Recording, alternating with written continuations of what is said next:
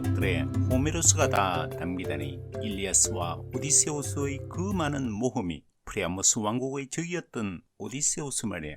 그 모든 것이 양피 한 조각에 갇혀버리다니 겨우 자그마한 몇 장으로 접은 양피 조각에 이처럼 많은 이야기가 호메로스의 양대 서사시 말고도 6편에 더 담겨 있었다니 그것만으로도 숨이 벅차고 충분히 놀라운데 그리스인들은 이것 말고도 트로이아 전쟁 이야기만큼 흥미로운 테바이 서사시권 이야기까지 남겼습니다. 그나마 테바이 서사시권은 규모가 훨씬 단출하기는 합니다. 이것은 오이디푸스 왕의 놀라운 운명을 노래한 오이디푸스 이야기와 오이디푸스 왕의 추방된 아들 폴리네이케스를 중심으로 모두 7장수들이 테바이를 공격한 이야기를 노래한 테바이 이야기, 그리고 이들이 테바이 공략에 실패한 뒤에 그의 아들들이 결국 테바이 공격에 성공한 이야기를 담은 후예들로 구성되어 있기 때문입니다.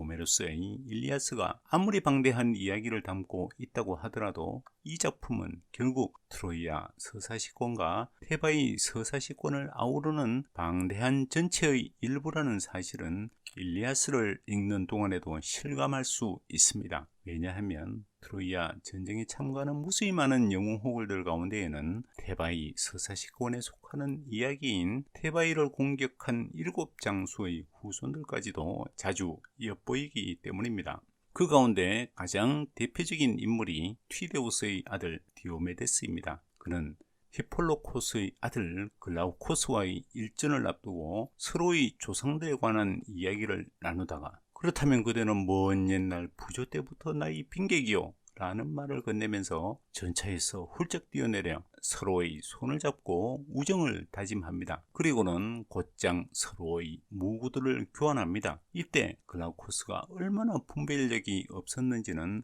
플라톤의 향연에서도 인용될 정도였는데 그는 황소 100마리의 값어치가 있는 자신의 황금 무구들을 황소 9마리의 값어치밖에 안 되는 디오메데스의 청동 무구들과 맞바꾸고 말았기 때문입니다. 사실 호메로스의 일리아스가 거대한 전체의 일부분에 불과한 이야기라는 사실을 가장 극적으로 드러내는 증거는 고대 그리스의 비극작가들의 작품들입니다. 흔히 고대 그리스의 3대 비극작가로 불리는 아이스퀼러스, 소포클레스, 에우리피데스는 모두 305편에 달하는 어마어마한 작품들을 썼다고 알려져 있는데 지금까지 온전히 전해지는 작품들은 33편에 불과합니다. 그 33편 가운데 트로이아 전쟁을 둘러싼 이야기를 다룬 작품들은 그 절반인 16편인데 그 가운데 사건이 발생한 시간으로 따져보면 일리아스와 겹치는 작품은 레소스 하나밖에 없습니다. 아이스킬로스의 오레스테이아만 하더라도 일리아스에서 다루는 사건들과는 얼마나 멀리 떨어져 있는 작품인가요? 트로이아 전쟁을 승리로 이끌고 돌아온 아가멤논은 아내 클리타임 네스트라와 그녀의 정부 아이기스토스의 손에 무참하게 살해되고 마는데 아가멤논이 살해될 때 구사일생으로 살아남은 아들 오레스테스는 훗날 청년이 되어 누이 동생 엘렉트라와 함께 아버지의 원수를 갚기 위해 어머니인 클리타임 네스트라를 죽입니다. 호메로스의 일리아스에서 벗어나면 이토록 비극적이면서도 흥미진진한 이야기가 또다시 새롭게 펼쳐지는 셈이지요. 소포클레스의 비극작품 가운데 필록테테스도 일리아스에서 다루는 시기를 조금 벗어납니다. 그의 이름은 함선 목록에도 당당히 올라있을 정도로 트로이아 전쟁에서는 꽤나 비중 있는 인물이었지만 일리아스에서는 딱 한 번만 언급될 뿐입니다. 그렇다고 해서 호메로스가 이 희귀한 인물에 얽힌 가슴 아픈 사연들까지 몰랐던 건 결코 아니었습니다. 일리아스에서 잠깐이나마 그의 운명을 넌지시 암시하기 때문이죠. 서유럽에서는 오늘날까지도 이 인물에 대한 회화와 조각 작품들이 도처에 널려 있을 정도인데 일리아스에서만큼은 그저 잠깐 스쳐가는 인물일 뿐입니다. 그가 서양 예술의 온갖 분야에서 오랫동안 비중 있는 인물로 기려지는 이유는 무엇일까요? 그가 로빈슨 크루소의 진정한 원조여서, 아니면 그 유명한 헤라클레스의 신궁을 물려받은 인물이어서, 아니면 그가 전쟁의 원흉인 파리스를 쏘아 죽여서 아무튼 그는 일리아스를 벗어나면 꽤나 유명한 인물로 돌변하는 영웅이면 틀림없습니다. 메토네와 타우마키에 사는 자들과 멜리보이아와 울퉁불퉁한 올리존을 차지한 자들, 이들의 함선 7척은 궁술에 능한 필록테테스가 지휘했다. 배마다 선원들이 50명씩 타고 있었는데 이들은 모두 궁술에 능한 용감한 전사들이었다. 그러나 이들의 지휘자는 심한 고통으로 괴로워하며 신성한 렙누스 섬에 누워있었다. 파멸을 꾀하는 물뱀에게 심하게 물려 괴로워하던 그를 아카이오이족의 아들들이 그곳에 남겨두고 왔기 때문이다. 그는 그곳에 괴로워하며 누워있지만 아르고스인들은 머지않아 함선들 옆에서 바로 그 필록테테스 왕을 생각해야 할 운명이었다. 고대 그리스 3대 비극작가 가운데 에오리피데스의 비극작품들은 트로이아가 함락된 이후에 트로이아 여인들이 겪는 끔찍한 참상들을 낱낱이 묘사하는 작품들이 많아서 일리아스 이후의 사정들을 파악하는 데 더없이 요긴합니다. 한때 가장 많은 부와 명예를 누렸던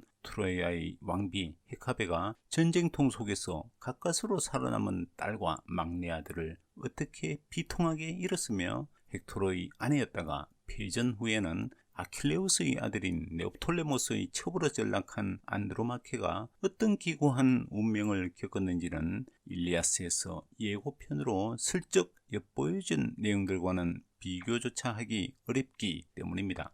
투구를 번쩍이는 위대한 헥토르가 그녀에게 대답했다. 난들 어찌 그런 모든 일들이 염려가 안 되겠소, 여보. 나는 물론 마음속으로 잘 알고 있어. 언쟁하는 신성한 일리오스와 훌륭한 물풀의 나무 창의 프리아모스와 그의 백성들이 멸망할 날이 오리라는 것을. 그러나 트로이아인들이 나중에 당하게 될 고통도, 아니 헤캅의 자신과 프리아모스 왕과 그들의 적군에 의해 먼지 속에 쓰러지게 될 수많은 용감한 형제들의 고통도, 청동 갑옷을 입은 아카이오이족 가운데 누군가 눈물을 흘리는 당신을 끌고 가며 당신에게서 자유의 날을 빼앗을 때 당신이 당하게 될 고통만큼 내 마음을 아프게 하지는 않소. 그때는 당신이 눈물을 흘리는 것을 보고 누군가 말하겠지요. 저 여자가 헥토르의 아내야. 사람들이 일리오스를 둘러싸고 싸울 때 그는 말을 길들이는 트로이아인들 중에서 으뜸가는 전사였었지. 누군가 이렇게 말할 것이고, 그러면 당신은 굴종의 날에서 당신을 구해줄 그러한 남편이 없음을 새삼스레 슬퍼하게 될 것이요. 당신이 끌려가며 울부짖는 소리를 듣기 전에 쌓아올린 흙더미가 죽은 나를 덮어 주었으면. 이토록 많은 이야기가 일리아스의 밖에서 또다시 차고 넘치도록 쏟아져 나왔다고 하더라도 호메로스의 양대 서사시가 지니는 불호의 위상이 낮아지는 이유가 되지는 못했습니다. 아리스토텔레스는 시학에서 바로 이 점을 날카롭게 파고들었습니다. 트로이아 서사시권 가운데 유독 호메로스의 두 작품만이 온전히 전해진 데에는 그만큼 특별한 이유가 있었던 것입니다. 호메로스의 양대 서사시는 플롯의 통일이라는 점에서 너무나 완벽하기 때문에 그 사이를 헤집고 들어갈 틈이 엿보이지 않는다는 것이지요. 그의 주장에 따르면 이 점에 대해서는 호메로스를 따를 시인이 없었다고 합니다. 아리스토텔레스의 말을 직접 들어보지요. 그런데 호메로스는 다른 점에 있어서도 뛰어나지만 이 점에 있어서도 숙련에 의했든 천분에 의했든 바로 이해했던 것 같다. 그는 오디세이아를 쓸 때 주인공에게 일어난 사건을 모두 취급하지 않았다. 이를테면 오디세우스가 파라나소스 산에서 부상당한 일이라든지 출전 소집을 받았을 때 광증을 가장한 사건은 취급하지 않았다. 그것은 이 두 사건 사이에 필연적 또는 개연적 인과관계가 없었기 때문이다. 그렇게 하는 대신 그는 앞서 말한 바와 같은 통일성이 있는 행동을 주제로 하여 오디세이아를 구성했던 것이다. 일리아스의 경우도 마찬가지다. 그러므로 다른 모방 예술에 있어서도 하나의 모방은 한 가지 사물의 모방이듯 시에 있어서도 스토리는 행동의 모방이므로 하나의 전체적 행동의 모방이어야 하며 사건의 여러 부분은 그중 한 부분을 다른 데로 옮겨놓거나 빼버리게 되면 전체가 뒤죽박죽이 되게끔 구성되어야 한다. 왜냐하면 이서나마나 두드러지게 차이가 나지 않는 것은 전체의 부분이 아니기 때문이다. 아리스토텔레스는 시학을 통해 호메로스의 탁월한 점을 거듭 강조하는데 다음의 인용문을 살펴보면 그가 왜 10년 동안 벌어진 트로이아 전쟁 가운데 단 며칠 동안의 사건만을 다뤘으면서도 일리아스가 영원 불멸의 작품이라는 극찬을 받는지 그 연유를 알 수 있게 됩니다. 아울러 우리는 아리스토텔레스 덕분에 트로이아 전쟁과 고대 그리스 비극과의 관계도 조금 더 자세히 알 수 있게 됩니다. 그러므로 호메로스는 앞서도 이미 말한 바 있지만 이 점에서도 다른 시인들보다 탁월한 것 같다.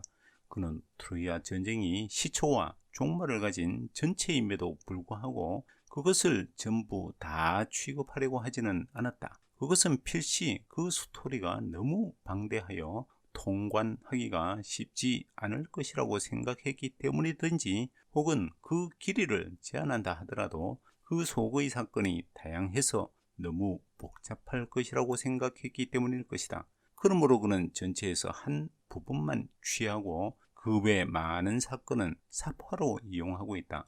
예컨대 함선 목록이나 다른 사건은 이야기의 단조로움을 들기 위하여 이용하고 있다. 그런데 다른 시인들은 한 사람 또는 한 시기를 취급한다지만 그들이 취급하는 행위는 하나라 하더라도 그 속에 여러 부분이 포함되어 있는 것이다.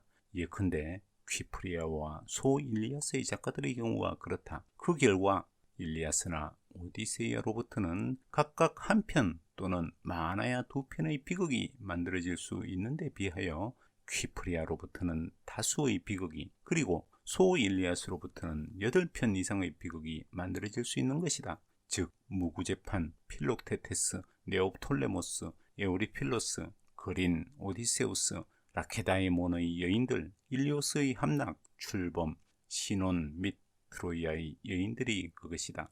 호메로스의 일리아스만 하더라도 너무나 방대해서 좀처럼 완독하기가 쉽지 않은데 여기에 더해 트로이아 서사시원의 나머지 6편까지도 지금까지 온전히 전해졌더라면 과연 어땠을까요? 아마도 그 작품들을 모두 읽는 일은 누구에게나 벅찬 독서 과제였을 게 틀림없습니다. 물론 몽테뉴와 같은 인물들은 우리와는 정반대로 두 팔을 들고 혼화착약했겠지만 말이지요. 이러한 사정은 고대 그리스 비극의 경우까지를 포함하면 더욱 심해집니다. 소위 그리스 3대 비극작가의 작품들만 하더라도 무려 305편에 이르는데 그 작품들이 온전히 다 전해졌더라면 어땠을까요? 그나마 현재까지 온전히 전해 내려오는 작품이 고작 33편에 불과하다는 사실에 도리어 고마워해야 하지 않을까요? 일리아스에서 비롯된 이야기가 트로이아 서사시권을 거쳐 고대 그리스 비극 작품들로 확장되다 보니 이 영상이 다루는 이야기가 너무 방대해진 느낌을 떨치기 어렵습니다. 이제 다시 이야기의 처음으로 되돌아가지요. 호메로스의 일리아스를 벗어난 고대의 작품들이 아무리 많다고 하더라도 일리아스라는 단 하나의 작품이 품고 있는 방대함과 탁월함은 그 어떤 다른 문학작품들과도 비교하기 어렵다는 사실 말입니다. 모두 24권으로 된 일리아스 하나만 하더라도 트로이아 서사시권의 다른 4개의 전쟁 서사시를 모두 합친 것보다 길며 24권으로 된 오디세이아 또한 다른 영웅들의 귀국을 노래한 것보다 훨씬 더 방대하니 말입니다. 호메로스의 일리아스는 함선 목록처럼 단지 물질적인 요소들만 방대하게 수록한 작품이 결코 아닙니다. 인간이 지닌 온갖 다양한 감정들이 등장인물들의 숫자만큼이나 다채롭게 담겨 있습니다. 그토록 등장인물들도 많고 각각의 인물들마다 사연도 많고 전투에서 적과 맞닥뜨려 싸우다가 다치고 죽는 모습들도 그야말로 각양각색인데 호메로스는 10년 동안이나 길게 이어졌던 그 유명한 전쟁 이야기를 과연 어떤 식으로 들려줬을까요? 호메로스는 일리아스 안에서 진행된 9년 동안의 일들을 단지 50일 동안의 사건을 통해 놀랍도록 생생하게 묘사했습니다. 그 가운데서도 역병이 만연하던 9일, 올림포스의 신들이 아이티오페스족의 잔치에 가 있던 12일, 아킬레우스가 헥토로의 시신을 모욕하던 12일, 헥토르의 화장을 위해 장작을 준비하던 9일을 빼고 나면 실제로 실시간 생중계 화면처럼 구체적으로 묘사된 날들은 불과 며칠밖에 안 됩니다. 그럼에도 불구하고 독자들은 일리아스를 읽고 나면 마치 온갖 무기들이 격렬하게 맞부딪혀 굉음을 내고 전차와 말들이 순식간에 주인을 잃고 이리저리 나뒹굴고 두개골이 박살난 시신들이 처참하게 벌판을 가득 채운 피비린내 나는 전쟁터에서 겨우 빠져나온 듯한 느낌을 갖게 되죠. 호메로스의 묘사가 그만큼 탁월하고 박진감이 넘치기 때문입니다. 호메로스를 다루게 되면 그를 흠모했던 숱한 인물들도 자연스럽게 떠오르는데, 그런 인물들 모두가 호메로스에게 우호적이었던 것은 아니었습니다. 플라톤만 하더라도 국가에서 호메로스의 문장들을 얼마나 심하게 타박했던가요? 수많은 문장들을 일일이 적시하면서까지 말이지요. 그의 비판 요지는 간단했습니다. 시인은 진실적인 이데아에서 한참이나 떨어진 대상을 화가처럼 모방하기만 하는 모방자에 불과하다는 것이었습니다.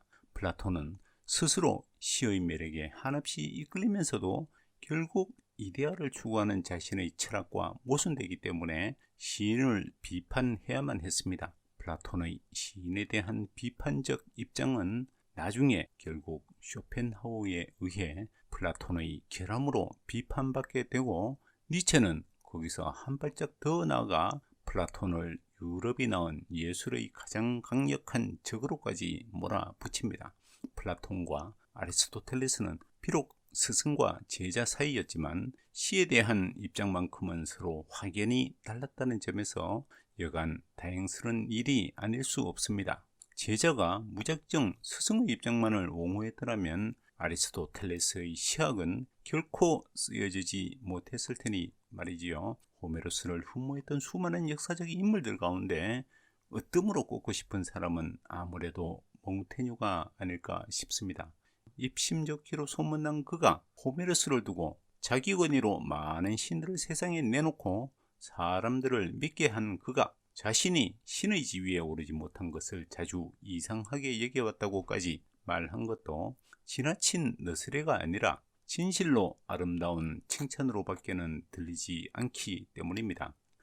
가장 탁월한 인물들에 대하여 누구든 내가 알고 있는 사람 중에서 특출한 인물을 골라보라고 하면 나는 다른 사람들보다 뛰어나게 탁월한 인물 셋을 들 수 있을 것 같다. 하나는 호메로스이다. 사실 나는 자기 권위로 많은 신들을 세상에 내놓고 사람들을 믿게 한 그가 자신이 신의 지위에 오르지 못한 것을 자주 이상하게 여겨왔다. 앞을 보지 못하며 궁핍한 몸으로 학문이 아직 규칙과 확실한 관찰로 사물들을 기록해 놓기도 전에 그는 이런 일들 모두 알고 있어서 다음에 정치를 세우고 전쟁을 지휘하고 어느 학파에 속하건 종교나 철학에 관한 것을 쓰고 기술을 다루는 일에 간섭하는 자들을 누구나 다 그를 모든 사물들에 관한 지식의 지극히 완벽한 스승과 같이 보며 그의 작품을 모든 종류의 능력을 기르는 기초 터전같이 이용했다.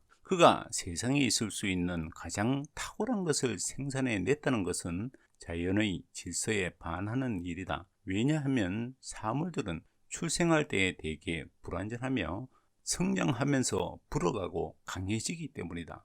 이러한 이유에서 옛 사람들이 그를 두고 자기 앞에 아무도 모방할 자가 없었기 때문에 자기 뒤에 그를 모방할 자가 없었다고 말한 이 아름다운 증언에 따라 우리는 그를 시인들 중에서 처음이자 마지막 시인이라고 부를 수 있다. 그의 말은 아리스토텔레스에 의하면 생기와 행동을 가진 유일한 것이라고 한다. 그것은 유일한 실질적인 언어이다. 알렉산드로스 대왕은 다리우스 왕의 전리품 가운데 호화롭게 장식된 한 상자를 발견하고는 그것을 호메로스를 넣어두는 데 사용하라고 명령하며 이 시인은 자기 군사 업무에 가장 훌륭하고 충실한 고문이라고 말하였다.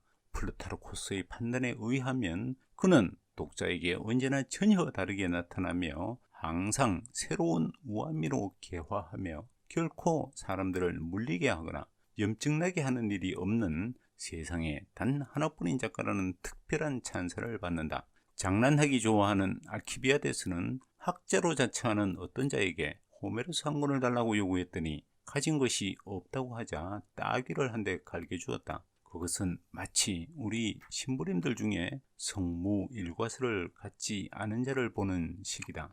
그뿐더러 어떤 영광을 그의 영광에 비교볼 수 있단 말인가. 그의 이름과 작품보다 더 사람들의 입에 생생하게 살아있는 것은 없을 것이다. 아마도 지금까지 한 번도 본 적이 없는 트로이의 헬레네와 그녀로 인한 전쟁만큼 사람들에게 잘 알려지고 인정받은 것은 없을 것이다. 우리네 아이들은 3000년이 넘는 옛날에 그가 꾸며낸 이름을 아직도 쓰고 있다. 누가 헥토르와 아킬레우스를 모르는가? 어느 사사의 가문들뿐 아니라 대부분의 국민들은 그가 꾸민 이야기 속에 자기들의 근원을 찾고 있다. 이 작품은 국왕들과 국가들과 황제들이 그렇게 오랜 세기를 두고 그 속에 자기의 역할을 연기해 오고 이 큰 우주 전체가 그것의 무대로 쓰이는 한 고상한 연극이 아닌가. 호메로스에 대한 수많은 상찬 가운데 몽테뉴가 했던 말보다 더한 상찬을 과연 어디서 찾아낼 수 있을까요? 이 위대한 문학작품은 현대인들이 단번에 완독하기에는 분명 쉽지 않은 작품이지만 끝까지 다 읽고 나면 마치 거대한 우주정거장을 다녀온 듯한 느낌마저 들 만큼 가슴이 웅장해집니다. 인간계뿐 아니라 신계까지도 자유자재로 넘나드는 호메로스의 세계가 그만큼 드넓고도 심원하기 때문이지요. 이것으로 호메로스에 대한 소개를 모두 마치겠습니다. 감사합니다.